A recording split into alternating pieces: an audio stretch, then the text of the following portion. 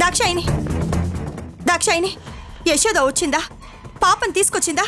అబ్బబ్బబ్బబ్బా, ఆ దరిద్రాన్ని ఇంటికి తీసుకొస్తే నేనే నీకు ఫోన్ చేసి చెప్తాను. అప్పుడొచ్చి ఆ దరిద్రాన్ని నీతో పాటు తీసుకెళ్ళు. అంతేకాని పదే పదే ఇక్కడికి రాకు. నార్మోయ్,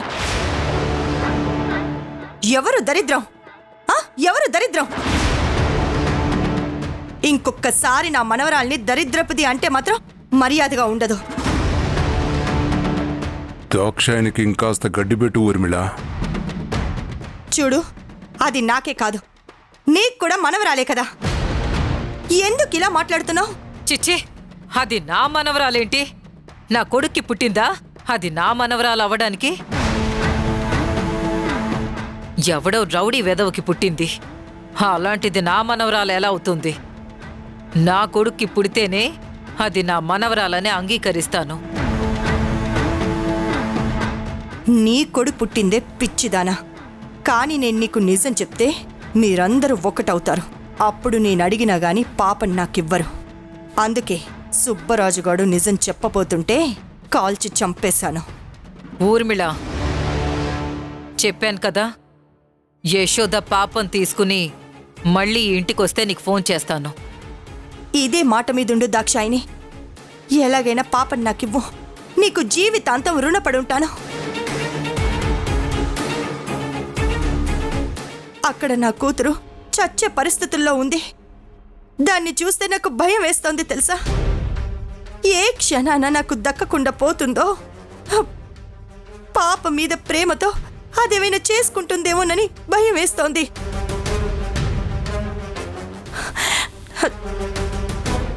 చూడు నందా, యశోద మీద కోపంతోనూ పాప నా కూతురికి దూరం అవుతుందనే భయంతోనూ నేను ఈ విషయంలో చాలా తప్పులు చేశాను. అలాగే యశోద విషయంలో కూడా. బహుశా ఇప్పుడు అదే నాకు శాపంగా తగులుతుందేమో. దయచేసి యశోద రాగానే పాపని నాకు అప్పగించు. మళ్ళీ మీరు పిల్లల్ని కనొచ్చు. యశోద కూతురు నా దగ్గర ఇవాళ బ్రతుకుతుంది.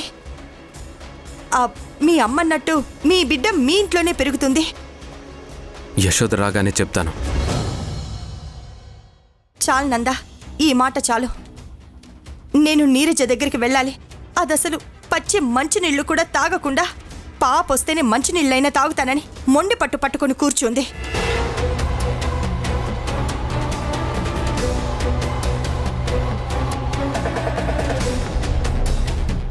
ఊర్మిళని ఇలా చూస్తానని నేనెప్పుడూ అనుకోలేదు. నిజంగా కన్నప్రేమ ఎలాంటి వాళ్ళనైనా మారుస్తుంది అంటే అది నిజమే అనిపిస్తుంది ఇప్పుడు ఊర్మిళని చూస్తుంటే.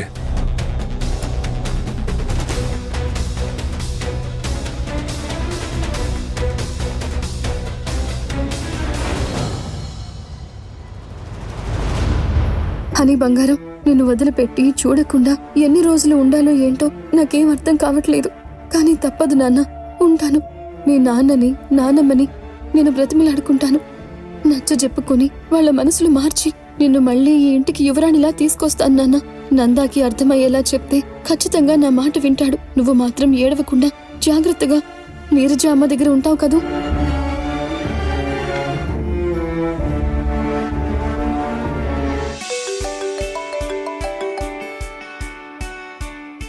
చెప్పవే. నాకు మన కాస్ట్యూమ్ డిజైనర్ ఫోన్ నెంబర్ పంపించు. ఓ అవునా, సరే ఇప్పుడే పంపిస్తాను. అవును, ఇంతకీ నువ్వెక్కడున్నావే? ఇప్పుడే ఇంటికెళ్తున్నాను, మళ్ళీ చేస్తాను. ఓకే.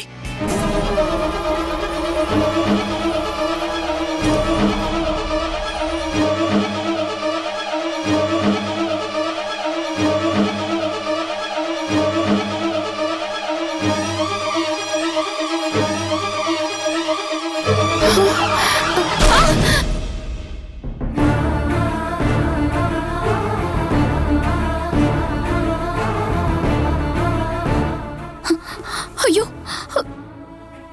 అక్క అక్క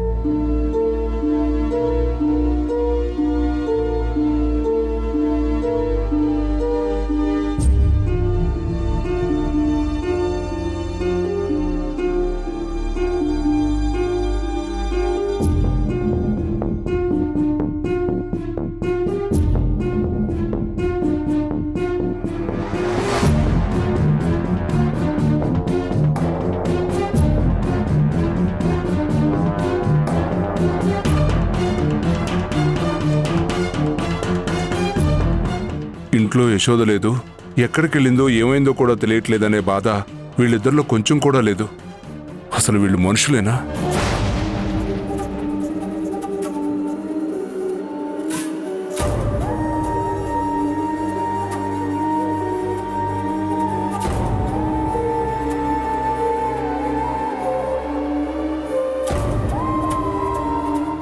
నాన్న నందా, నందా, దీంట్లో ఉప్పు కారం సరిపోయాయో లేదో చూడు నాన్న. ఆహా, అద్దరిపోయిందమ్మా. ఉప్పు కారం మసాలా అన్నీ కరెక్ట్గా సరిపోయాయి. త్వరగా అన్నం ఉండు, ఆకలేస్తుంది. ఆ, అలాగే నాన్న, అయిపోవచ్చింది, తిందువు గాని, సరేనా? అసలు మీరు మనుషులా రాక్షసులా?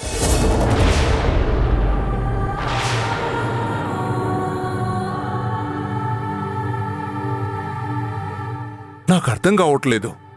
మీ ఇద్దరిలో ఇంత మార్పు వస్తుందనుకోలేదు, ముఖ్యంగా నీలో నందా. అయినా ఇప్పుడేమైందని? మీ కళ్ళకు మేము రాక్షసుల్లా కనిపిస్తున్నావా? ఏమైందా? యశోద ఎక్కడికి వెళ్ళిందో తెలుసా? యశోద ఏమైందో తెలుసా?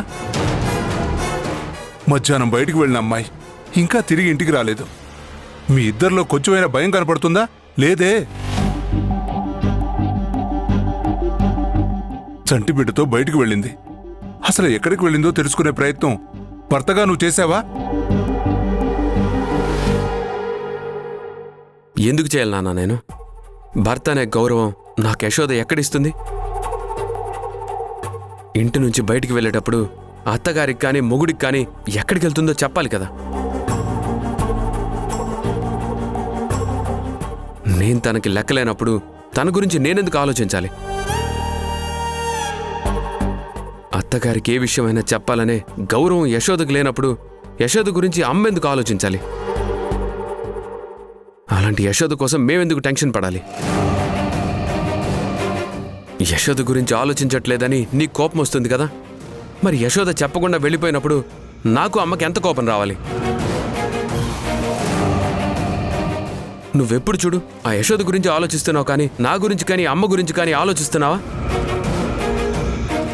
కరెక్ట్గా అడిగావు నందా.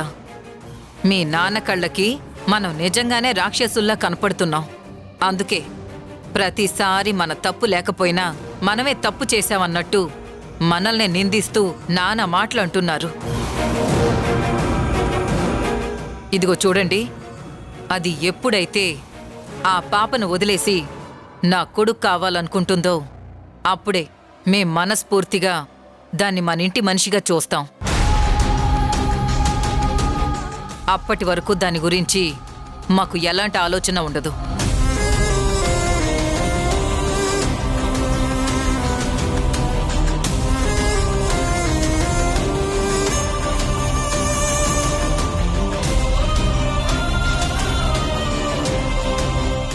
నీ మాట కూడా అదేనారా? అదే నాన్న.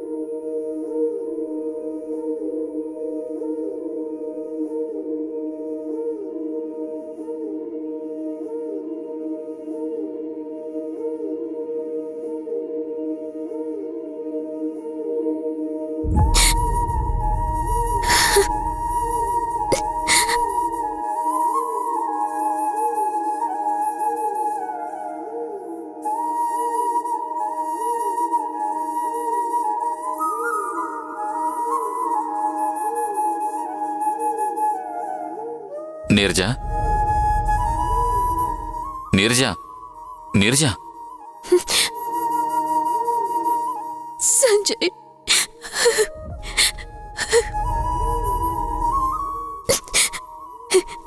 ఏడవకు నీరజా.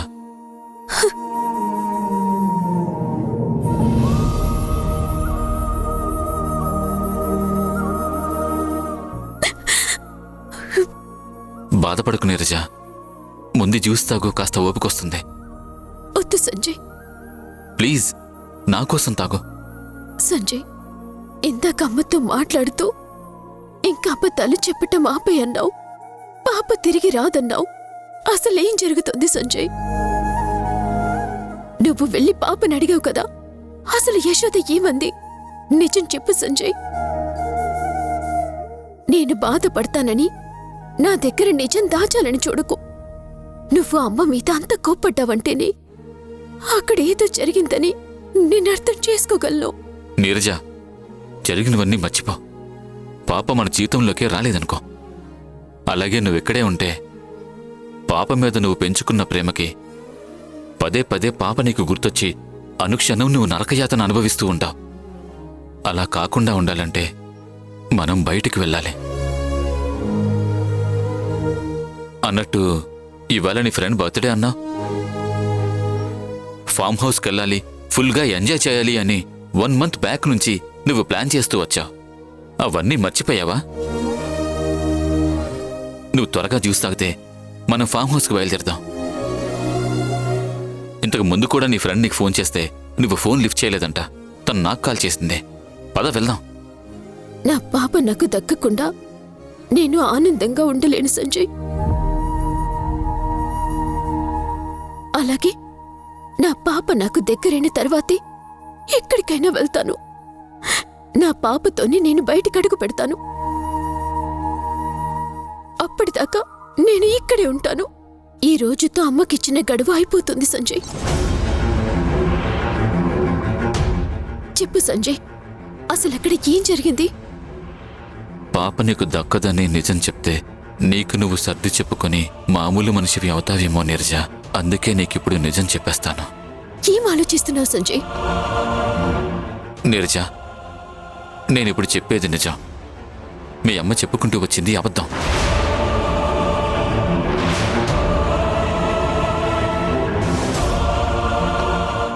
ఇక మీదట నువ్వు గుర్తుపెట్టుకోవలసింది ఒకే ఒక్క విషయం. నీకు నేను, నాకు నువ్వు తప్ప మనకి పాప అనేదే లేదు.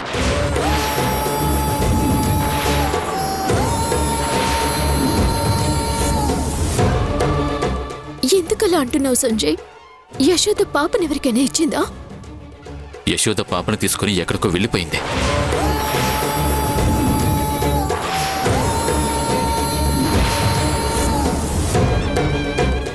ఎక్కడికెళ్ళింది? ఎక్కడికెళ్ళినా సాయంత్రానికి తిరిగి ఇంటికొచ్చేస్తుంది కదా. వచ్చాక పాప గురించి అడగాల్సింది. అదేమీ లేదు నీరజ. అత్తమామలకు దూరంగా తన పాపను తీసుకుని యశోద ఎక్కడికో వెళ్ళిపోయింది. నాకు తెలిసి తన చుట్టుపక్కల జరుగుతున్న పరిస్థితుల్ని గమనించి యశోద నిర్ణయం తీసుకున్నట్టుంది. యశోద ఎంతో ఆత్మాభిమానం కలదే. కాబట్టి యశోద మళ్ళీ తిరిగి రాదు. తను ఎక్కడికో వెళ్ళిపోయింది. ఈ నిజాన్ని నువ్వు నీ మనసుకి అర్థమయ్యేలా చెప్పుకోవాలి. తన బిడ్డ కోసం కట్టుకున్న భర్తని, అత్తామామల్ని కాదనుకుని వెళ్ళిపోయిన యశోద తిరిగి నీకు పాపని ఎలా తెచ్చిస్తుంది? నువ్వేమో ఇక్కడ పిచ్చిదానిలాగా మీ అమ్మ మాటలు నమ్ముతూ 4 రోజులు అనగానే క్యాలెండర్ మీద డేట్కి రౌండ్ చేసుకుని రేపొస్తుంది, ఎల్లుండొస్తుందని కలలకంటూ ఇలా పిచ్చిదానివైపోయా.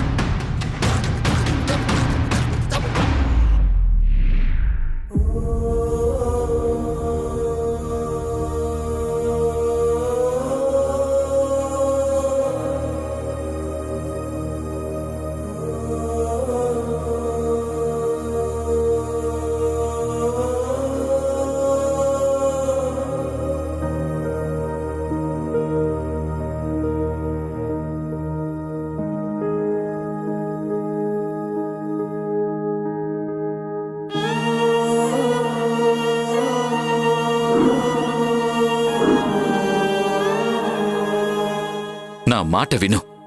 పాపని మర్చిపో.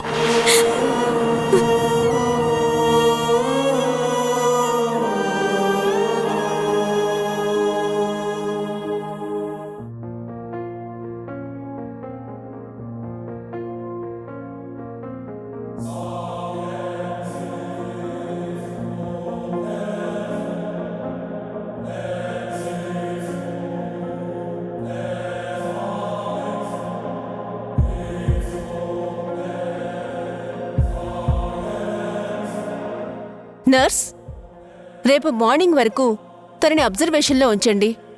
అంతా బాగుంది అనుకుంటే మార్నింగ్ డిశ్చార్జ్ చేద్దాం. ఓకే, సరే డాక్టర్. ఇంక నువ్వు వెళ్ళు.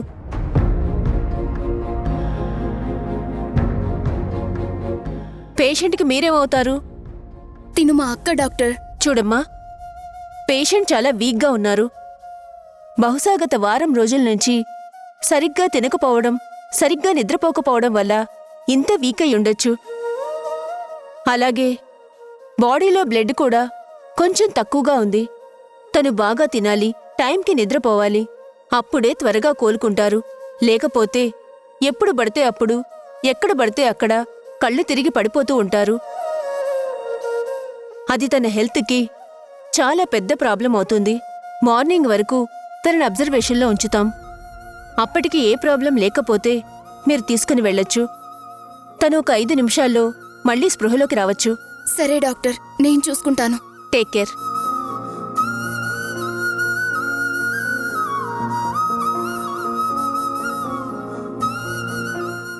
ఏంటి నాన్న అలా చూస్తున్నావు?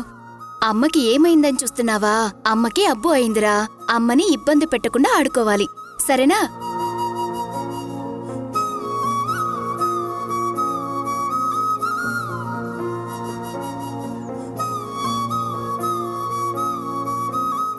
అక్క, ఇప్పుడెలా ఉంది? అంతా బానే ఉంది కదా? బానే ఉంది. నా పేరు నవమి. ఏమైంది మీకు? ఆ డాక్టర్ గారు చెప్పారు మీరొక వారం నుంచి సరిగ్గా తినలేదని, సరిగ్గా నిద్రపోయుండరని. ఇలా ఉంటే ఎలా చెప్పండి? పాపని తీసుకుని ఎక్కడికో వెళ్తున్నారు. మీరు పడిపోయిందే కాక పాప మీతో పాటు కింద పడిపోయింది. చెప్పండి. కానీ చాలా సేఫ్గా హ్యాండిల్ చేశారు.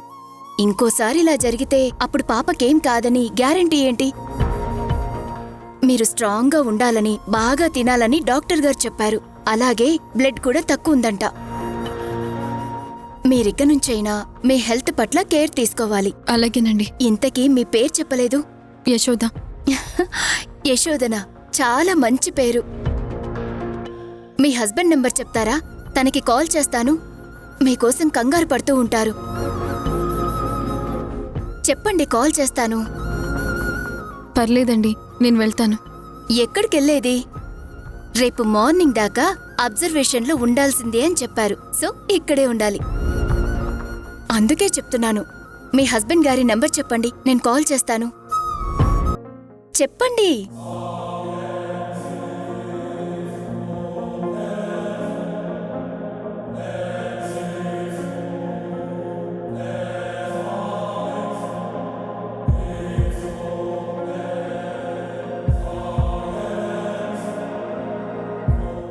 Phone lift చేయట్లేదే.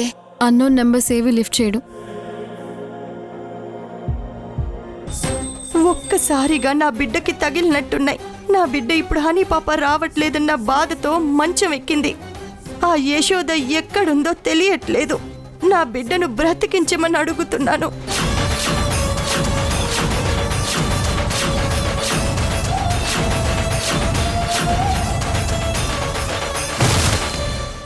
నీర్జా!